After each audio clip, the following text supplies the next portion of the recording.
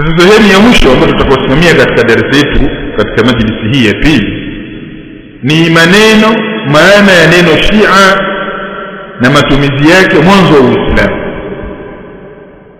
Waislamu wa zamani, tulizungumza Waislamu wa zamani, wewe unaelewa ni Waislamu wa mwaka gani?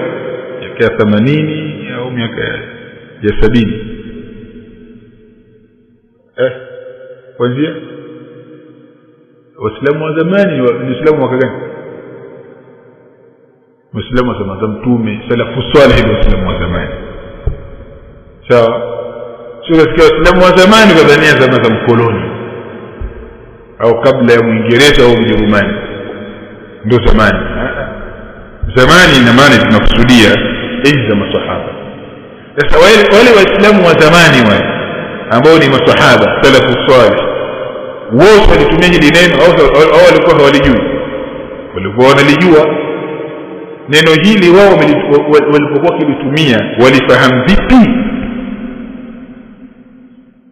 Hapa tumenukuu mkataba ambao uliandikwa baina ya Ali na Muawiya, kwa sababu walikuwa wanalifahamu hili neno. Yalipotokea mapigano baina ya Ali na Muawiya, neno Shia lilitumika kwenye mkataba ule kwa maana yake ya asili. Kwa maana yake ni asili. Kuna kitabu tukitaja hapo chini kimekusanya mikataba mbalimbali. Kuna mtu amefanya bahthi akakusanya mikataba mbalimbali iliyofungwa na Waislamu kuanzia enzi za Mtume Muhammad sallallahu alaihi wasallam. Sasa alipokuwa akielezea mkataba uliofungwa baina ya Ali na Muawiya radhiallahu ta'ala anhuma, sasa nitoe maelezo kidogo hapo upate kufahamu picha kidogo. Baada ya Uthman kuuawa, Uthman bin Affan aliuawa katika mwezi wa Dhulhijja, sababu wale mabwana kipindi wanataka kupanga kumuua Uthman walisubiria muda ambao Waislamu watakuwa hawapo Madina. Waislamu watakuwa wamekwenda wapi? Hijja. Ndio wakaingia Madina. Waislamu wako wachache, wengi wameshaondoka zao baada zao Hijja. Na kule ilikuwa watu wanaanza kusafiri kwenda Hijja kuanzia Dhulqaada. Sawa? Shawwal, baada ya Ramadhani watu wanajiandaa kufanya nini? Kwenda Hijja.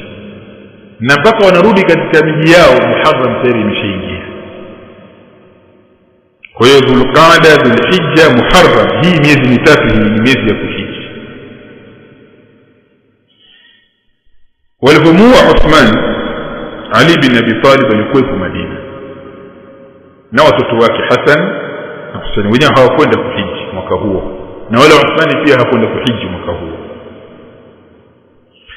Baada ya Uthman kuuawa, wale Waislamu walioko pale Madina pale, sawa, wakakaa shura, wakakubaliana kiongozi wetu awe Ali. Sawa, shura imeshapitisha maamuzi, kiongozi ni Ali. Kiongozi anapotawala, miongoni mwa mambo ya kwanza kabisa lazima utangaze utawala wake. Kwa hiyo Ali akaandika barua kupeleka kwa wale magavana wa miji mbalimbali kuwaelezea kilichotokea Madina na maamuzi ya shura, sawa, na kuwataarifu ya kwamba kuanzia hivi sasa yeye ndiyo mtawala. Barua ilipofika Sham, ambaye katika mji wa Sham gavana alikuwepo ni Muawiya ibn Abi Sufyan. Muawiya alitawala Sham kwa muda wa miaka 40, miaka 20 akiwa ni gavana kwa maana msaidizi wa khalifa, na miaka 20 yeye ni mtawala mkuu. Kwa sababu katika utawala wa Umar yuko Sham. Kwa hiyo kwa ule muda aliokaa Sham, Muawiya alikuwa ni mtu ambaye kwanza anajua siasa za kuwatawala watu, Kwa hiyo alikuwa tayari ana nguvu kubwa sana katika ule ukanda wa Sham. Ikizungumzwa Sham ndio Syria, Lebanon, sawa, Palestina pamoja na wapi, Jordan. Yote hii ilikuwa ni nchi moja. Muawiya alipopata ile barua akasema sawa, lakini sisi tumepata habari ya kwamba waliomuua Uthman wewe unawajua, watafute waliomuua Uthman na wewe waue. So Muawiya ana undugu na Uthman ibn Affan. Kwa hiyo Muawiya akakataa kutoa bai'a. Mimi siwezi kutoa bai'a kwako, so inaonekana kama vile unawalinda waliomuua nani, Uthman. Ali akamwambia toa bai'a kwanza, swala kwa kukamata hawa waliomuua Uthman ni jambo dogo, lakini wewe unatakiwa utoe bai'a kwanza, kwa sababu kukabila kutoa bai'a ni wajibu. Sawa, mzozo ukaanza, mzozo wao waliomuua Uthman toa bai'a kwanza, wao waliomuua Uthman toa bai'a kwanza. Muawiya kaenda jeshi, sitaki kutoa bai'a wewe, ngoja kukupiga. Na hivi akaenda jeshi, wewe unataka kuua waliomuua Uthman na mimi nakupiga wewe. Masahaba wawili, sawa, kila mmoja akapata jeshi la kumunga mkono, wakakutana sehemu inaitwa Siffin, wakapigana mapigano kabisa na watu wakafa. Mapigano yameshakuwa ni makubwa, na wanasema kwamba Muawiya alikuwa anaelekea kushindwa. Ikabidi watokee watu hao wawili, Abu Musa al-Ash'ari na Amr ibn al-As. Sema haiwezekani watu waendelee kuuana. Kwa nini tusifanye sulhu? Kwa nini tusikae tukakaa tukazungumza tukafanya hivi? Sisi sote ni ndugu. Allah kajalia ushawishi wa hawa watu wawili, sawa, ukaleta nguvu. Abu Musa al-Ash'ari akasimama upande wa Ali bin Abi Talib, na Amr ibn al-As akasimama upande wa nani, wa Muawiya. Wakazungumza, vita ikasimama. Vita iliposimama wakakaa wakajadiliana, wakakubaliana wafanye sulhu. Na wanawachuoni wote wa Kiislamu wote bil ijma' wanasema kwamba Muawiya alikuwa amekosea, sawa. Alitakiwa kwanza atoe nini, bai'a, sio swala la kulipiza kisasi. Ilikuwa atakiwa nini, atoe bai'a, kwa sababu damu ya mtu mmoja kwenye kuvunja ule umoja wa Kiislamu, ule umoja wa Kiislamu una nguvu kubwa sana kuliko damu ya mtu mmoja. Ijapokuwa kwamba aliyeuliwa ni kiongozi, ni khalifa wa mtume, ni sahaba wa mtume, lakini angalia ile damu iliyomwagika, sawa, kwa kule tu kukataa kutoa bai'a, ni watu wangapi walikufa. Lau kama angetoa bai'a haya singetokea yote. Sasa baada ya kuwa hawa watu wawili wamekaa, kila mmoja akafanya ushawishi kwa watu wake, wakakubaliana, pale kuna mkataba uliandikwa. Sasa huo ule mkataba ule, miongoni mwa maneno yaliyotumika ni neno nini, Shia. Sio, mmeshaelewa mpaka hapo? Tumetaja hili jambo ili muelewe ya kwamba neno Shia lilitumiwa na masahaba likimaanisha maana ya nini? Maana ya wafuasi, maana ya kundi, maana ya watu wanaofuata rai za mtu mwingine. Neno hili halikutumika kwa maana ya madhehebu ya kidini na kiitikadi, hapana. Tusome huu mkataba. Mkataba unasema hivi, ni sehemu ya mkataba, sio mkataba wote. Hadha ma taqada alayhi Ali ibn Abi Talib, haya ndiyo ambayo wamehukumiana juu yake Imam Ali bin Abi Talib wa Muawiya ibn Abi Sufyan, na Muawiya bin Abi Sufyan radiyallahu anhuma. Kisha akasema vipi? Wa shi'atuhuma. Utasema vipi hapo? Na wafasi wao, kulikotumika neno Shia kwa maana wafuasi. Wa shi'atuhuma, na wafuasi wao, fima taradaya fihi, katika yale ambayo wameridhiana ndani yake, bikitabillahi wa sunna, kwa kutumia kitabu cha Allah na sunna, wa sunnati nabii, na sunna za mtume wake sallallahu alayhi wasallam. Hicho ni kipengele katika mkataba kinasema hivyo. Kipengele kingine kinasema hivi: wa inna aliyan wa shi'atahu, na hakika Ali na wafuasi wake, radu bi Abdullah bin Qais, wamemridhia Abdullah bin Qais, nadhiran wa hakiman, kuwa ni mwangalizi na hakimu wa mkataba huu. Wa radhiya Muawiyatu wa shi'atuhu, neno sheli limetumika kwa maana gani? Kwa maana ya wafuasi. Na ameridhia Ali Muawiya na wafuasi wake bi Amri ibn al-As, Amr ibn al-As, nadhiran wa hakiman, kuwa ni mwangalizi na hakimu wa mkataba huu. Sehemu nyingine ya mkataba inasema hivi: fa in tuwfiya ahadu al-hakamain qabla inqidai al-hukuma, basi ikiwa atafishwa mmoja kati ya hawa mahakimu wawili kabla ya kumalizika hukumu, falishi'atihi, basi itafaa kwa wafuasi wake, sawa, wa ansarihi, na watetezi wake, an yakhtaru rajulan, kumchagua mtu mwingine, min ahli al-ma'dilati was-salahi, katika watu wenye uadilifu na wema, ala ma kana alayhi sahibuhu, kwa sharti la wao kuwa kama walivyokuwa hao wenzao, min al-ahdi wal-mithaqi, katika kutekeleza ahadi na mkataba. Likatumika neno nini? Shia.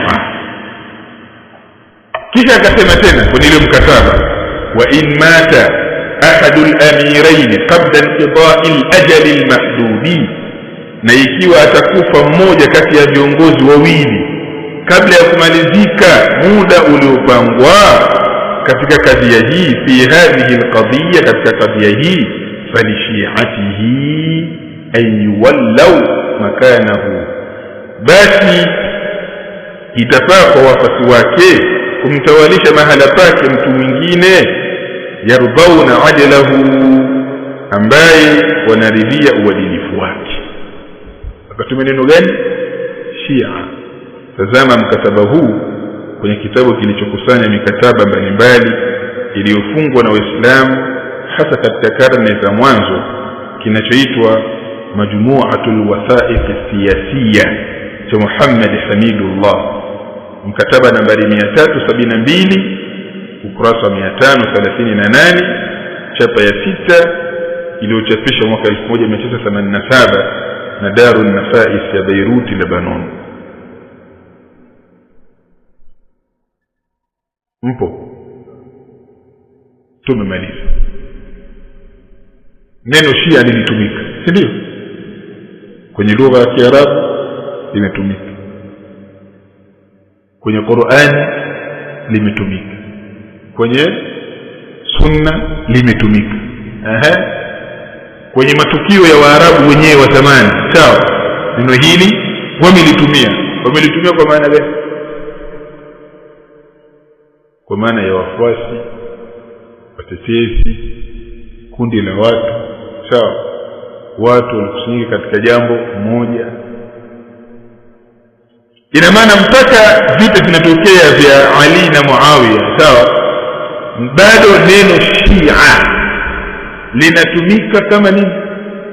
Kama ni kundi la watu halina mafungamano yoyote ya kiitikadi,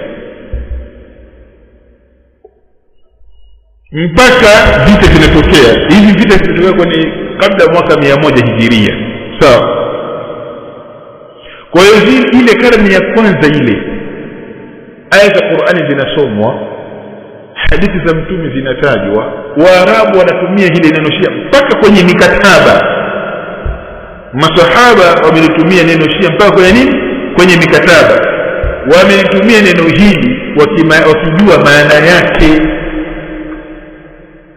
Hapa tunataka tupe picha kwa nyinyi Waislamu mfahamu ya kwamba sawa, mpaka Mtume Muhammad sallallahu alaihi wasallam anakufa, neno Shia lilikuwepo ama halikuwepo? Lilikuwepo. Lilitumika kama ni lilitumika kama ni kundi la kiitikadi au ni wapasi wa mtu maalum. Yaani ikisema tu Mashia hao, tayari watu wote wanaelewa kwamba ni wafuasi wa kitu fulani. Haikuwepo hilo jambo. Sasa hapo kuna kitu ndio ujiulize, ilikuwa kuwaje? Ilianza lini? Sawa? Yaani lini sasa neno hili lilianza kutumika kwamba ni neno la kundi la watu fulani? Ina maana unatakiwa ufahamu ya kwamba Mtume Muhammad sallallahu alaihi wasallam anakufa, neno Shia lipo linatumiwa, wala halimaanishi kikundi cha watu chenye itikadi fulani, halimaanishi hivyo.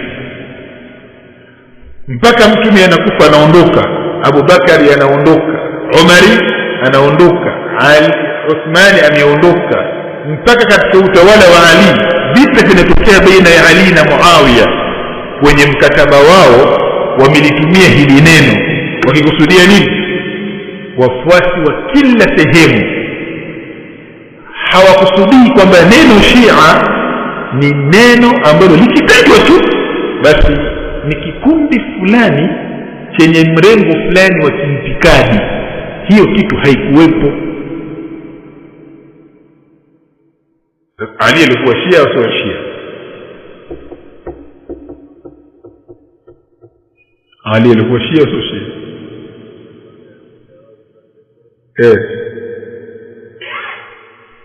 Ali alikuwa Shia au sio Shia? Sasa tunapozungumza sasa hivi sasa sisi ni tofauti na hawa watu wa nje sasa. Ndio? Sisi tumeshapata elimu kwamba dunia ya sasa tayari imeshaelewa. Ukisema Shia moja kwa moja kwa haraka wanakusudia kina nani? Watu wenye itikadi maalum, yaani kundi lenye itikadi maalum. Ndio ufahamu wa haraka unakwenda hivyo. Mshaelewa kama hicho? Sasa kwa kuwa sisi tumeshasoma, tunatakiwa tusiwe kama hivyo. Tuelewe ya kwamba kumbe hili neno lilikuwepo na limetumika katika lugha ya Kiarabu, na limetumika katika nini? Katika Qur'an, na limetumika katika Sunna, na masahaba wamelitumia bila pia na kumaanisha tunavyofikiria sisi. Ina maana hili kundi hili ambalo linaitwa Shia limekuja baada ya Mtume Muhammad kuondoka. Mtume alikuwa halijui hili kundi. Unatakiwa wewe uelewe hivyo. Yaani unatakiwa wewe uelewe hivyo. Kwa hiyo usikubali akaja mtu yoyote na falsafa zake na lugha yake na ufasaha wake akakusomea aya au akusomea hadithi ya Mtume Muhammad sallallahu alaihi wasallam ambayo inajulisha kwamba Shia kipindi hicho lilikuwa ni kundi la kiitikadi lenye mrengo fulani katika dini. Hiyo kitu haipo. Na hiyo ndio sababu kubwa sisi kuanza kuzungumza darasa hii kwa kuelezea chimbuko na asili ya neno Shia. Allah subhanahu wa ta'ala atufanyie kazi. Kwa inshallah kesho tutamalizia darasa yetu. Sawa? Kwa kuhitimisha, na baada ya hapo tutakutana tena katika mwezi ujao. Tumesema kwamba darasa itakuwa ni mara moja tu kwa mwezi. Siku 3 kwa mwezi. Basi. Alafu Allah tufanyie wepesi. Mpango wetu sisi ni kudumu na hizi darasa kwa muda wa miaka 40. Kama Allah atatupa nini? Hai. miaka 40 sote tumeshakuwa wazee hapo. Tushezeka sisi, hii kazi tutawaachia watoto wetu waendelee nayo. Tunataka darasa za ujue ushia zienee Tabora nzima. Mpaka ni madrasa za watoto wanafundishwa ushia ni kitu gani. Kwa hiyo safari hii ni ndefu. Ndio tupo katika mwezi wa kwanza. Tunakwenda taratibu.